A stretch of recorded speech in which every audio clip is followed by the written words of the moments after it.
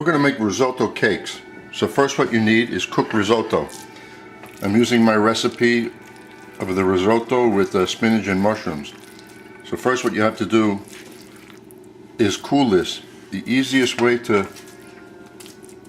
chill this is to spread it out.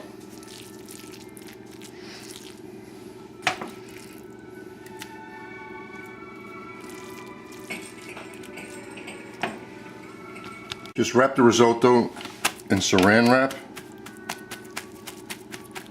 Put it in the refrigerator until it's fully chilled.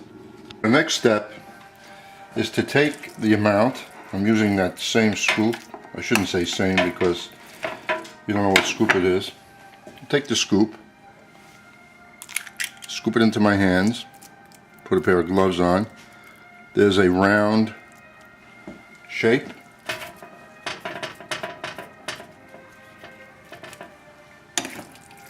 And you do this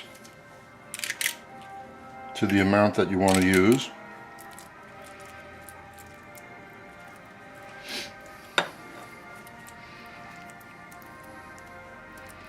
And what we're going to do next is to freeze all of this.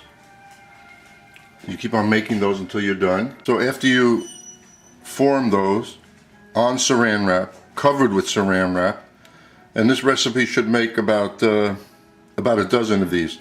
Take this in the freezer, put this in the freezer, and let it get rock hard. Next step is to take those frozen risotto cakes, put them in flour, just dust them lightly, eggs,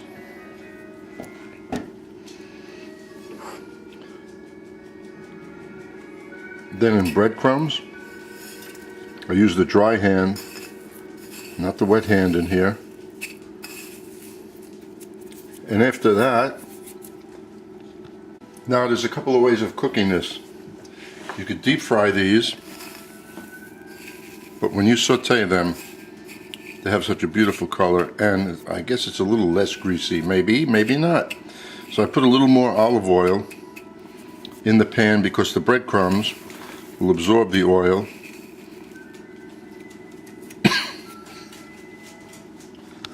And just remember, when you're breading items, one hand you could use for the wet side and the other hand use for dry.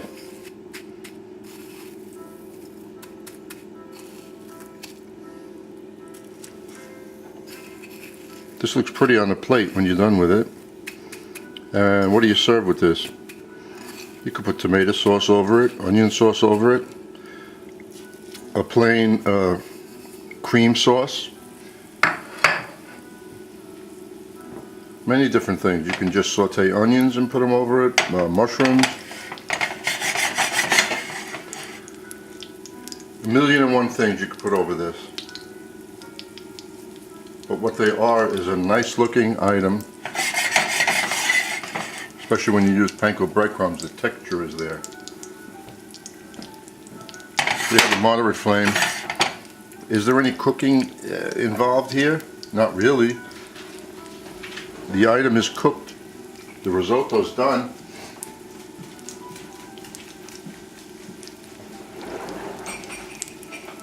All we're looking for is to have nice golden brown color. And that's all we need.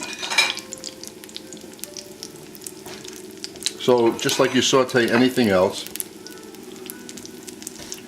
as you see a little brownness on the edges, then you lift up the cake, and if it looks golden brown, you just turn it over. Now that it's hot, that high flame is not necessary. Lower it to a moderate flame, because once again the item is frozen inside. So if you're going to serve these, it's not a big deal. You make them, you brown both sides, turn it over, put it on a plate. It'll still be a little frozen inside. When it's time to serve, either put it in the microwave for a few minutes, or put it back in a skillet for just a couple of minutes on a very low flame, and you have your item ready. And you can make these the day before. You can make them 2 days before and just have them in the refrigerator ready. One thing about cooking, not everything has to be done the same day. And the people that really know this are those in catering and in restaurants. You'd be surprised the amount of foods that are prepared a day or two ahead and then served. If they're handled properly, they're as fresh as if I made them right now. So you really have to know what you're doing. I see a little coloring there. Wow, I like that. That's golden brown. And these panko breadcrumbs, they just give a nice texture. Now that's pretty. It probably tastes better eating it. No, I shouldn't say it tastes better eating it like this than the risotto on the plate the way it was originally made. But this is a very nice item. So it's just a matter of making any kind of risotto you want. Chilling it, making the patty, freezing it well. And I only had this in the freezer for about an hour. I just handled it delicately. And that's it. Did I mention that you can use butter in this? Now if you want, what you should do first really is clarify the butter. The milky part you discard, the clear part you use for sauteing. That way there's no chance of burning the milky part. Or you can use a combination of olive oil and the clarified butter, which is very good. But since I eat just about everything I make, I don't want to consume that much butter. I'd rather do the olive oil. Not pretty.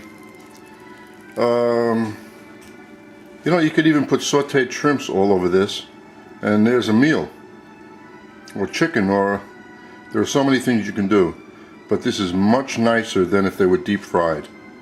Enjoy. Brought to you by Chef Robert Corey.